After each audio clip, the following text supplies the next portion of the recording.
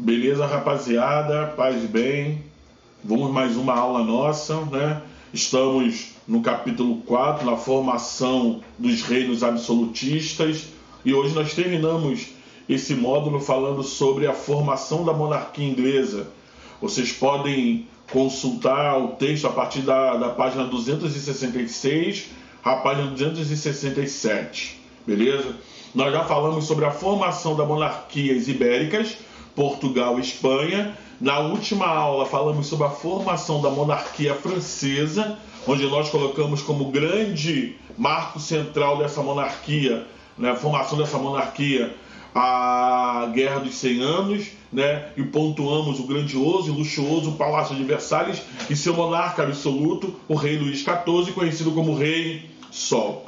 Hoje nós iremos falar então sobre a formação da monarquia inglesa, que teve também, assim como na França, a Guerra dos 100 Anos como ponto fundamental na formação do Estado moderno absolutista, né? Assim como a França, né, teve a Guerra dos 100 Anos como um ponto fundamental, a Inglaterra também terá, né, a Guerra dos 100 Anos como ponto fundamental da formação do Estado moderno absolutista, né? O interessante é que na Inglaterra também teremos um outro conflito, que nós já ouvimos falar na última aula, a Guerra das Duas Rosas, a guerra da família York contra a família Lancaster, pela sucessão do trono inglês, que vai levar à coroação do rei Eduardo, beleza?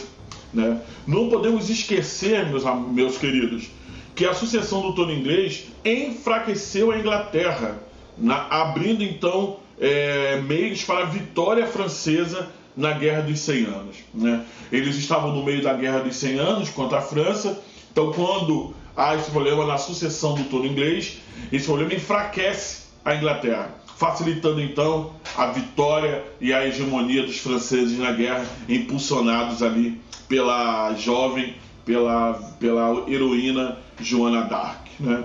Mas que conflito é esse? Que guerra é essa interna na Inglaterra que desestabilizou o país e fez com que ele perdesse, né, facilitasse a vitória francesa? Nós já falamos, já vamos pontuar agora de uma forma mais específica. Nós estamos falando da Guerra das Duas Rosas. A Guerra das Duas Rosas, ele tem seu início em 1455 e acaba em 1445. Conflito entre as duas principais casas da nobreza inglesa, os Lancaster, que tem como símbolo uma rosa vermelha, e os York, que tem como símbolo uma rosa branca. Por isso, Guerra das Duas Rosas, beleza? Eles disputavam o direito à sucessão após a morte do rei Henrique VI. A guerra durou especificamente 30 anos e enfraqueceu a nobreza inglesa. Esse enfraquecimento fez com que a dinastia Tudor, né, uma terceira via, foi vista para alcançar o trono, né? Então nós vimos que a Guerra das Duas Rosas era entre a família York e a família Lancaster. Mas, devido à briga das duas famílias, uma terceira via, um terceiro caminho foi pensado para ocupar o trono inglês. E é essa terceira via que nós iremos falar agora, né? Quem assume o trono, então, é a dinastia, a família Tudor, né? Essa família que entrou no trono apoiada pela família York, né? Coroando então Henrique VII como seu rei. Repetindo, né? As duas famílias, York e Lancaster, caem em conflito pelo trono e é colocado então, para acabar com o conflito, uma terceira via, né? Uma via apoiada pela família York, a família, ou a dinastia Tudor, que vai coroar então Henrique VII como rei. E um parênteses, né? Com a vitória e a chegada de Henrique VII no poder, o que a família York vai ganhar com isso? Né? Um bom pedaço de terra na Nova Inglaterra, um bom pedaço de terra na colônia americana, que vai dar origem à cidade, a maior cidade, uma das maiores cidades do mundo, a cidade de Nova York. Então essa terceira via, a dinastia Tudor, assume o poder. E qual o símbolo, né, da dinastia Tudor? Ele entra para resolver o problema da Guerra das Duas Rosas, né? O símbolo dessa dinastia é uma rosa vermelha com uma rosa branca, né? E ao entrar no poder, né, com o Henrique VII, né, eles vão promover a centralização e consolidação do trono inglês. Logo depois de Henrique VII, quem assume é o seu sucessor, o seu filho Henrique VIII, o rei inglês, que vai oficializar essa centralização ao auge, assinando um importante ato, o famoso Ato de Supremacia, né, assinado em 1534. De acordo com esse ato, o rei inglês Henrique VIII rompe com a Igreja Católica, né? Há aqui então o terceiro grande reformador religioso, Henrique VIII. Ele rompe com a Igreja Católica e cria na Inglaterra a Igreja Anglicana. Preste atenção, gente. Com o ato de supremacia, ele tira a Igreja Católica de cena, né, da Inglaterra, e cria a sua própria igreja, a Igreja Anglicana. Ele torna-se chefe da Inglaterra, porque ele é o rei, e vira também o chefe religioso, né? Ele é a maior figura dentro da Igreja Anglicana e ele é o rei, centralizando em uma só pessoa o poder político e o poder religioso, né? Mas qual é o interesse final de tirar a Igreja Católica de cena?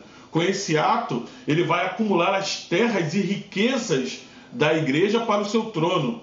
O rei foi acumulando então poder, vai acumulando então com isso o poder político e o poder religioso e econômico do país. Com um único ato, uma única canetada no ato de supremacia, ele consegue em um só momento, né, colocar em si, repito, todo o poder inglês, né? O poder econômico, o poder jurídico e o poder religioso estava sobre ele, né? Mas esse foi um dos maiores motivos, né, do rei decretar esse ato de supremacia, né, e assinado em 1534, né? Agora, gostaria de fazer voltar um pouquinho com vocês, né? Por que o rei assina esse ato de supremacia? Não só porque ele quer desbancar a igreja, porque ele quer acumular poder. Ele quer o poder absoluto para ele. Ele quer todos dependendo unicamente dele. Em 1215, meus queridos, né, lembre-se, o ato foi assinado em 1534. Eu estou voltando um pouquinho. Em 1215, a nobreza inglesa vai fazer com que o rei, né, assine um documento limitando o poder do rei, né? Fazendo com que quem governasse a Inglaterra nesse período, quem governava a Inglaterra nesse período era o rei João. Obrigou mesmo a assinar um documento chamado de Magna Carta em 1215. Repetindo, a nobreza inglesa, para tentar limitar o poder do rei, isso antes do ato de supremacia, né? Quem governava era o rei João e obriga ele a assinar a Magna Carta em 1215. Esse documento limitava o poder do rei. Caso o rei não respeitasse esse documento, poderia lidar com uma insurreição, uma revolta que poderia retirar ele do poder, né? Concluindo então, gente, esse nosso encontro. Na Inglaterra, o poder do rei se fez com dois atos. Primeiro, ele precisava, ainda que tivesse assinado de supremacia, ele precisava de uma aliança com a burguesia. Ele precisava que a burguesia estivesse junto com ele. E ao assinar o ato de supremacia, acumulando poder, ele doa parte de suas terras também para a nobreza, para a burguesia, né? Conseguindo assim o apoio da burguesia. Pois, o que ele temia a burguesia? Porque pela Magna Carta, assinada em 1215, seu poder era limitado. Por isso, a importância dessa aliança, né, com a burguesia. E segundo, segundo ato, né, segunda conclusão, né, desse nosso momento, né, com o ato de supremacia, ele enfraquece o poder católico na Inglaterra, né? Nós sabemos que a igreja, ela muitas vezes se metia também nessa questão da sucessão dos tronos, né? Haja vista que os reinos ibéricos também são chamados de reinos católicos. Na Inglaterra, né, eles também querem desbancar a igreja desse poder político, como foi feito também na Alemanha. Beleza, galera? Espero que vocês tenham entendido. Não esqueçam de pegar os exercícios no plural e, por favor, já podem realizar todo o exercício do módulo 4º, desse módulo, tudo bem? Da formação das monarquias nacionais. Beleza, galera? Paz e bem.